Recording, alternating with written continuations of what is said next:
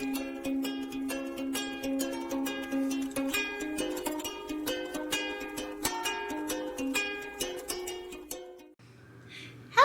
and welcome back to Healing with Kayla, where we talk about nutrition and wellness and plant-based lifestyle, and right now in this phase of my life, my high-risk pregnancy. I just wanted to give a little bit of an update as far as where I am. I have officially made it past the 30-week mark, so we are in our third trimester. I am 31 weeks yesterday.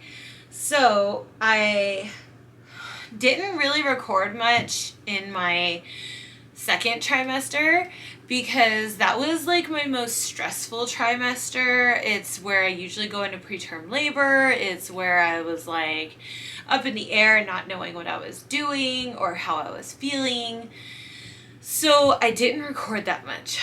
I did do some things that were like way out of my comfort zone, but I used it as like, if I could do this, I am literally manifesting the best possible outcome, which I feel like I was. So I went to Joshua Tree on a retreat for Kundalini Yoga with Elevate the Globe. That was amazing. I think I was 26 or 27 weeks. And those are the times when I was either like, I was super scared because I was either going to lose my baby like I did before, or I was hospitalized like I was before. Those were like my past fears coming back to get me. And during that retreat, I really worked on my focus and letting go of the past, and like, this is a new pregnancy, this is a new life, this is a new me, and I could have a better experience because of it. So I feel like I manifested a really good retreat. I feel like I am manifesting a really good pregnancy. Even though I'm high risk, I am still doing things, so I feel very blessed. So 31 weeks. 30 weeks was like what I wanted to get to. If you've been watching like any of my other videos, I was like 30 weeks, the neonatal lifespan, life expectancy, you know, the infant expectancy of life goes up substantially if you give birth prematurely. Anytime after 30 weeks, they have a better chance of living. I know this from my previous pregnancies because when I was pregnant with Esme and living in the hospital, they were like, if you make it past 30 weeks, she has a better chance of surviving. So I was really like, that is our milestone, Kenny. This is what we have to do. That's my partner. I was like, this is where we have to get to. This is what we have to do. So we made it. The other thing is now it's my third trimester. Now we're getting closer to the end. Now we're starting a bunch of different things. So we're 2 weeks into our hypnobirthing class with Mind Body Baby OC, which is an amazing, amazing class so far. I'm learning a lot, and I'm learning that birth and all this doesn't have to be as traumatic as everyone makes it. It doesn't have to be as traumatic as I've already had it. It could be better, and it's just a mindset. So I will link that below if you wanted to check out like any of her courses. It's really, really, really amazing. And it's helping us as a family. We watch it, we join the class all together as a family, me, my daughter, my partner. So it's really helpful. We started that about 2 weeks ago. Yeah, so this is going to be our third week, and it's a 6-week thing, I think. It's a 6-week course, and we're 2 weeks in. So we have, like, this week is going to be our third week, and then 3 weeks after that. So it's going to bring us up to about 36, 37 weeks in my pregnancy, which is great because that's when my cerclage comes out. So, I am on McKenna, which is a progesterone therapy, and I have a cerclage stitch. And I am stopping the McKenna at 35 or 36 weeks, and I am getting my cerclage out at 36 or 37 weeks. So anytime after that, baby can come, and that is what we are preparing for. We're preparing for VBAC after 2 C-sections. So that's a vaginal birth after 2 C-sections. And I haven't gotten my surgical reports back, which I think is probably due to the fact that my son was born 13 years ago. And I know that they only keep like medical records for like 8 years before they kind of don't know where to find anything. So I have to kind of take the doctor's word for it on what kind of scar I have from his C-section compared to what kind of scar I have from my daughter's C-section. She's 11 years old. They still haven't given me her surgical report. This is frustrating. But staying confident. I am only doing positive affirmations. I am only doing positive work. I am only manifesting the best possible situation. So we will not be planning a repeat C-section. We are planning a VBAC. And I actually have a video planned in the future for like all kinds of information on VBAC, on unnecessary C-sections, which I will go into more in depth then, but it turns out like a lot of cesareans are unnecessary, and I am the victim of having 2 unnecessary cesareans. So, yeah, so that will be in the future. Anyways, I wanted to come up to, okay, we're 31 weeks. This is 3rd trimester. Baby is finally like starting to show. So I wanted to do like a bump date kind of thing, because I also in January had a tummy tuck. So this baby is an oops baby. I had a tummy tuck in January and found out 3 months later I was pregnant. And we've just been growing a baby since March. So I wanted to show you kind of like my bump. It barely popped like this last week. It barely like kind of showed, and kind of talk about that. The tummy tuck was really hard to heal from. It wasn't like hard to heal from, but it was lengthy.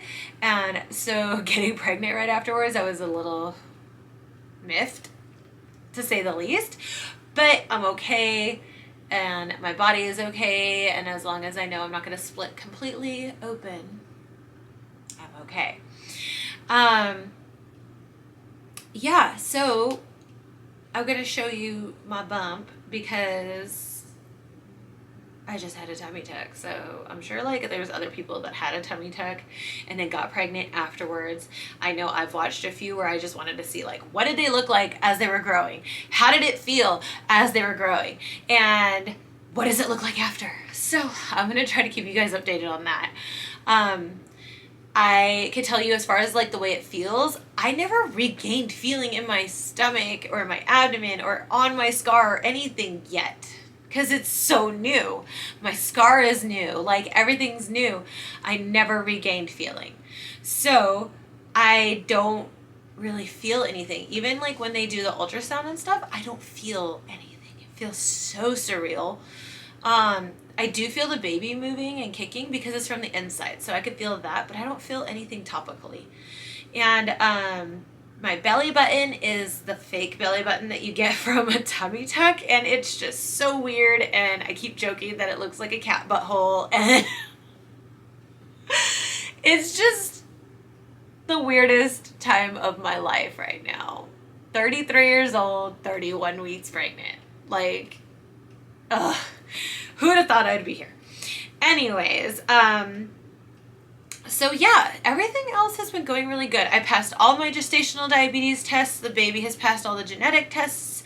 I am feeling good. I'm walking every day, which is a blessing compared to where I was in my last pregnancies, on bed rest, in my bed. Actually, not even in my bed, in a hospital bed, away from home, and totally stressed out. Not to say I have not been stressed out. It has been the most stressful journey of my life so far, of this new chapter of my life. In the future, I do plan on doing a video with my partner and my daughter to talk about like how we're coping as a family in this high-risk situation, how they are dealing with me, how they're supporting me, because my mental health has been a priority to me, but it's also because it's struggling. To me, it is very much a struggle to keep up with my mental health, and I want to be happy because I want a happy baby. But you know, I keep telling myself, during my last pregnancy, I was stressed out and lived in the hospital the whole time. And I cried every single day, and I hated life every single day. And Esmeralda is still the happiest baby and the biggest blessing I've ever had. So it's not to say that that's not true, because the science proves that like our moods affect the baby's moods, affect how the baby will behave. And so I've still been intaking just positivity. I don't watch the news. I don't watch anything negative. I don't read negative stories. I don't partake in any of the things going on in the world right now, because it is highly stressful, boosts my anxiety, depression lows. They blow me out of the water. I will be in my bed for days at a time.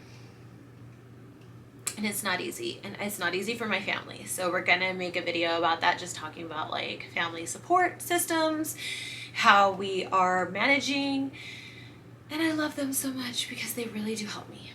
And if you can tell, this baby is getting big because I can't breathe, I'm out of breath.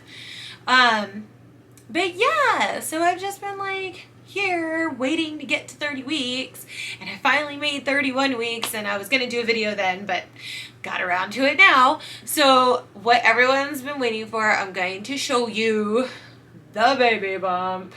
So you're not gonna see my head. I don't know what you're gonna see over here, but I wanted to show you. This is my belly, straight on. I mean, it's not too bad. It does look like it's finally getting rounder. And then from the side, it's still not really bump-like, which is kind of depressing, but it's getting there. We're getting there. And this is 31 weeks, so we'll see what we look like when we're like 37 weeks. Maybe I'll make a redo of the belly. But yeah, so that is that, and I will try to figure out how to edit this video now. But I'm super excited. Thank you for watching my vlog. I have more to come. We're gonna do like a day in the life of a high-risk pregnancy, kind of like my daily routine, what I eat, because I'm totally plant-based, and my spiritual practice, my yoga practice, how I'm like getting through this, because that's really how I am thriving in this stressful time of my life.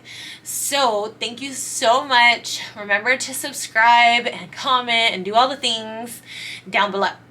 And I love you so much, and I will see you next time.